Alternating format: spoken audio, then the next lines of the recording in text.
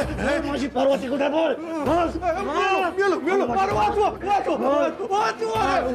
नाही तर तुझ्या आवाज येणं बंद होईल. महादेवा सोड सोड सोड त्याला महादेवा सोड अरे सोड रे ऐक माझं सोड्या दिनू दिनू दिनू लवकर ये महादेवा दादा सोड त्याला सोड असं करू नकोस दादा दादा सोड त्याला दिनू माझी पार्वती कुठे बोल महादेवा महादेवा ऐक रे ऐक रे सोने सोड त्याला महादेवा इकडे बघ माझ्याकडे महादेवा नको अरे नको सोड महादेव महादेवा इकडे बघ सोड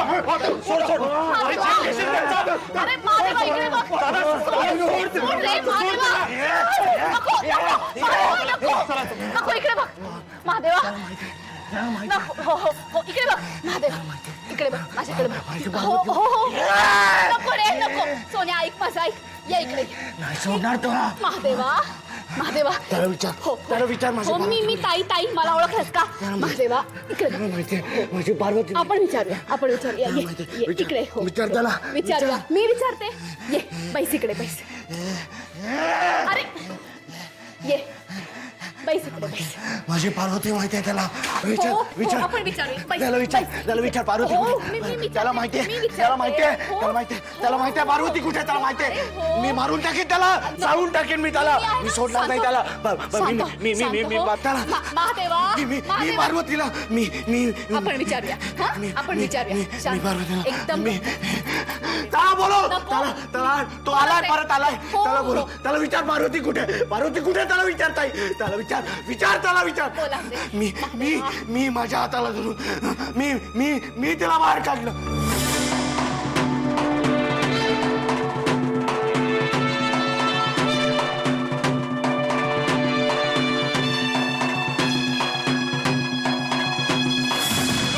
मी त्याला माहितीये तर मला या डोळ्यात त्रास देत आहे मला जाळून टाका मला मारून टाका मला वाचव माझ्या पार्वतीला वाचव सोन्या ऐक ऐक महादेवा मला ओळखलंस मी आहे ना ताई आहे ना हा, आहे ना ताई शांत नाही पण पार्वती नाहीये पार्वती नाहीये मला पार्वती हवी मला माफी मागा मला पार्वती येईल. मी हा महादेवा महादेवा पार्वती येईल हा मी आणीन तिला खरंच येईल पार्वती मी पार्वतीला आणा मी आण पार्वतीला आणा आणि मी अक्कलला पार्वतीला तू आणलंस ना की आपण मला शिक्षा करूया पार्वतीला मी पार्वतीला घराबाहेर काढलं याची शिक्षा मला व्हायलाच पाहिजे श्रीकृष्णाची शपथ पार्वतीच्या श्रीकृष्णाची शपथ पार्वतीच्या श्रीकृष्णाची शपथ महादेवा श्रीकृष्णाची शपथ शांत हो राजा माझ्या आणि पार्वतीच्या श्रीकृष्ण मी हकललं तिला सोन्या ताई पार्वतीला बोलो ताई मी हकललं तिला पार्वतीला बोलो आणि त्याला आणायची मी सांगितलं ना मी आणीन मी म्हटलं ना मी आणीन तू शांत हो शांत हो माझा राजा शांत हो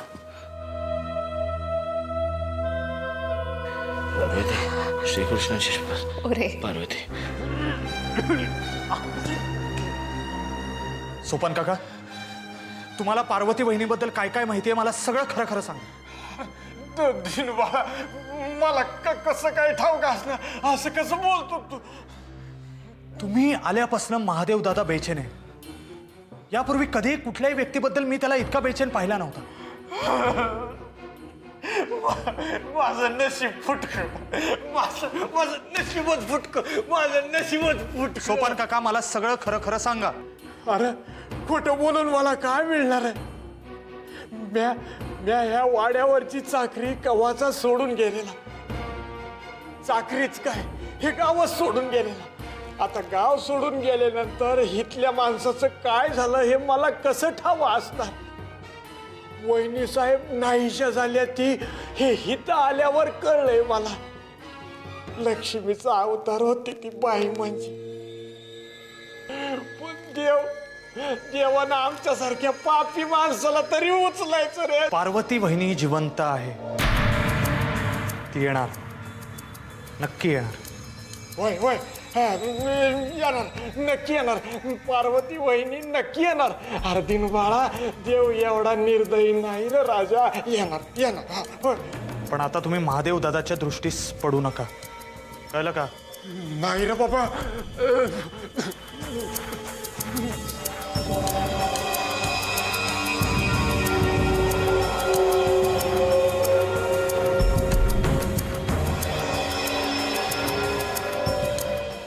येते तुझी पार्वती वहिनी परत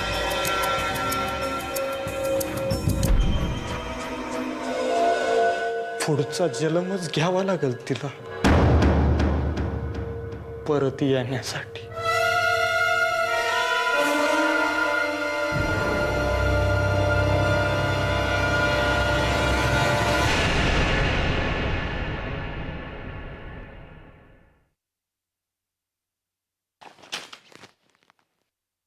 सापडलं काही?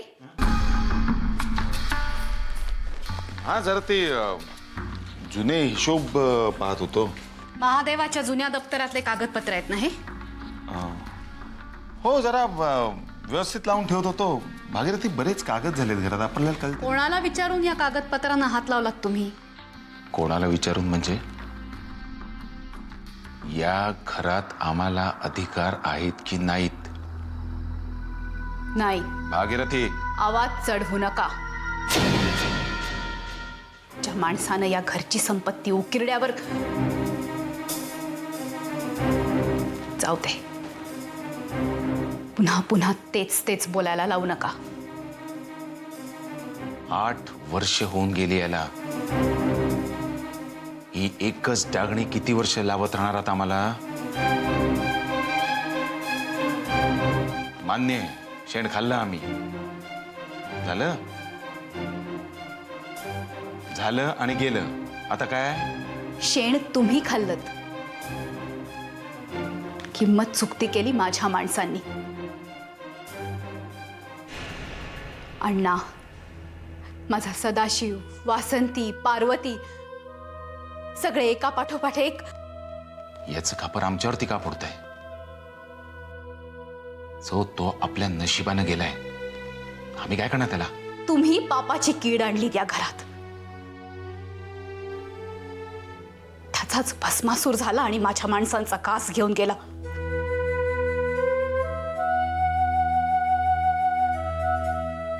आता सुद्धा तुमची ही सगळी धडपड कशासाठी चाललीये ते मला कळत नाही असं वाटतं तुम्हाला? कळते ना, मग मदत कर ना.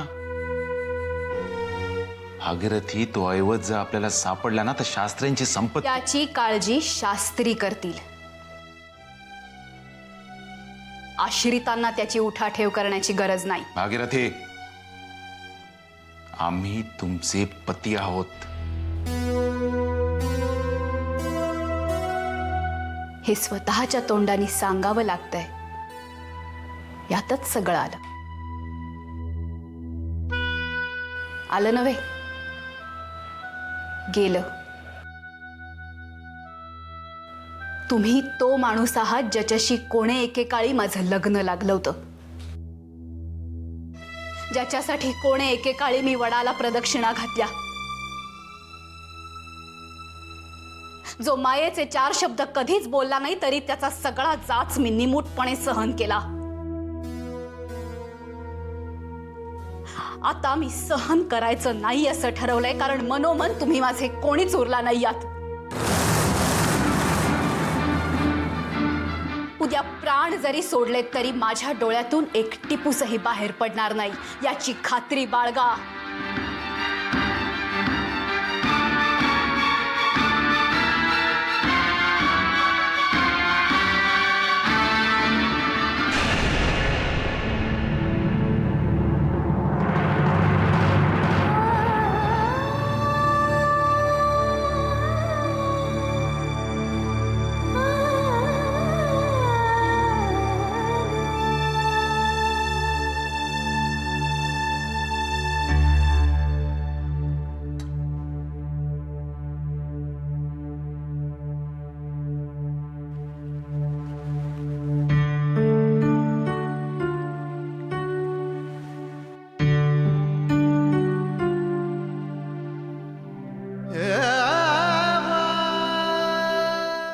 श्रीराम श्रीराम.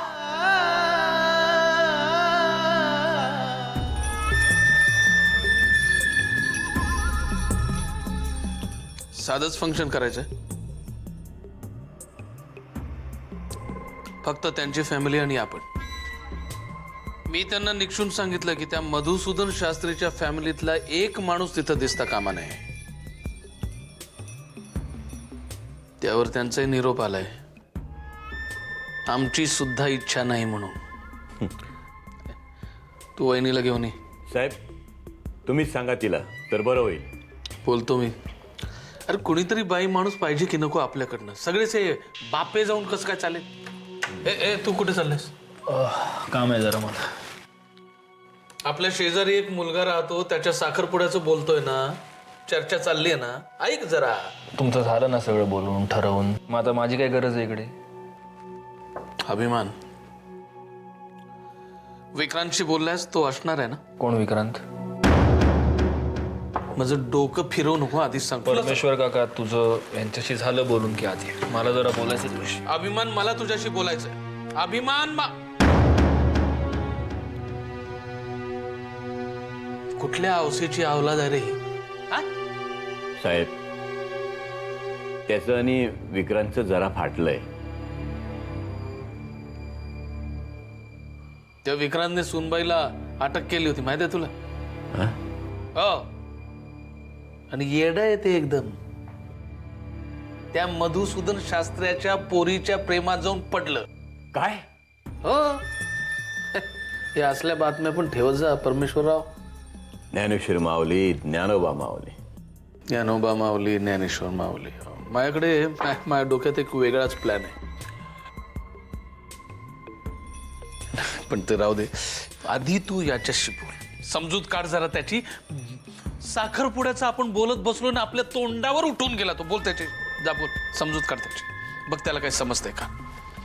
येड्यासारखं बडबड करत बसलो इथे आपण.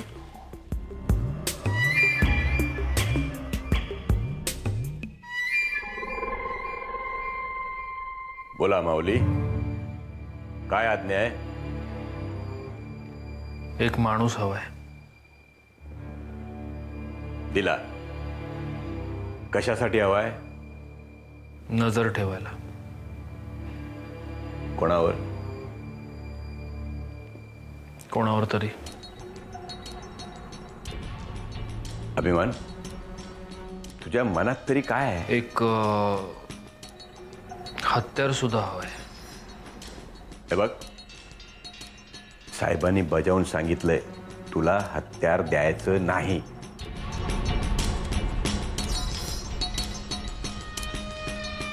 तू हत्यार दिलं नाहीस तर मग मला दुसरीकडून मिळवावं लागेल. अरे पण हे सगळं कशासाठी. साखरपुडा तुझा तोंडावर आलाय. तू विक्रांतसाठी तर. कोण विक्रांत. अभिमान, मित्रांमध्ये भांडणं होतात, पण म्हणून विक्रांत सारख्या जिवलग मित्राचा तू.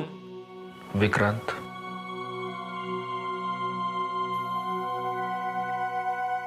काय म्हणणं काय तुझं. एक हत्यार आणि एक माणूस हवाय. सावज कळल्याशिवाय तुला ते मिळणार नाही आणि मी ते मिळवूही देणार नाही. माझ्या बिझनेसमध्ये एक जण नडतोय रे मला, त्याच्यासाठी हवाय. नाव सांग त्याचं, मी बघतो त्याला. का. मी डायपर घालणारं बाळ आहे. मी नाही हँडल करू शकत. हे बघ, त्याच्यासाठीच हवंय, बाकी काही कारण नाही. काही प्रॉब्लेम होणार नाही, काही लफडं होणार नाही, पोलिसांचं मॅटर होणार नाही. आणि जर झालंच तर विकी आहे. आता विचारू, कोण विक्रांत.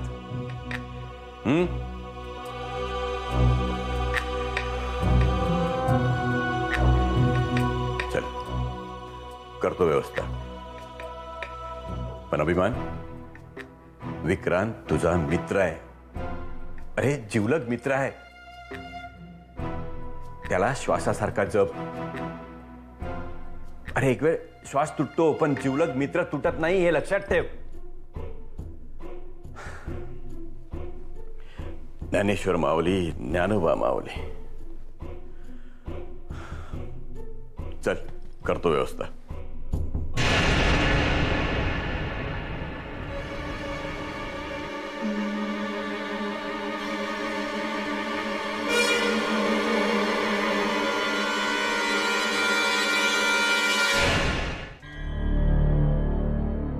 आदिनाथा,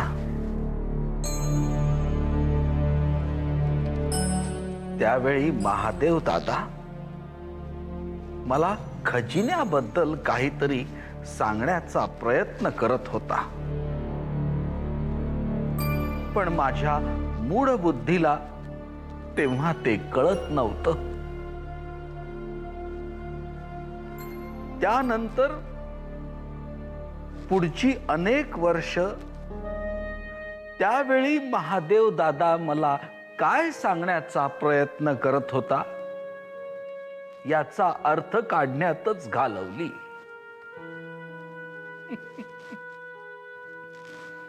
म्हणतात ना, दैव देत आणि कर्म नेत, ते हेच. सोबत पण मुळातच तो खजिना अस्तित्वात आहे हे तुम्हाला माहीतच नव्हतं ना? माहित नव्हतंच, पण भालचंद्ररावांना पक्क ठाऊक होतं खजिन्याबद्दल.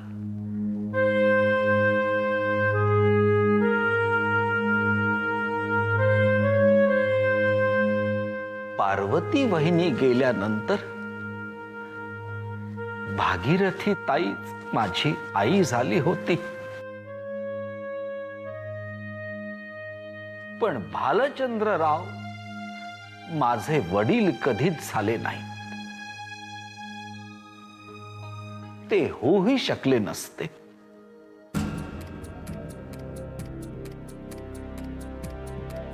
भागीरथी ताईचे पती तरी कुठे होऊ शकले ते.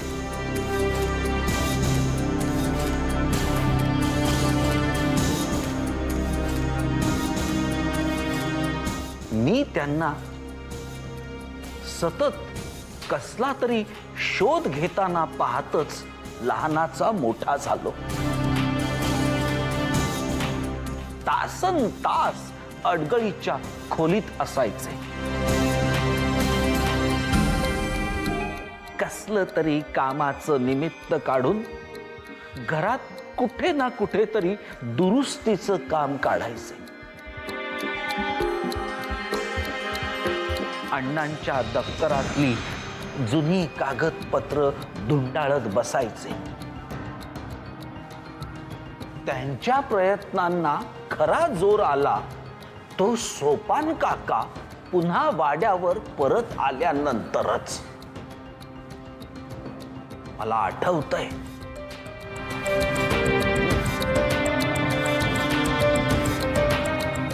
मला आठवतंय एकदा मी महादेव दादासाठी जेवण घेऊन गेलो होतो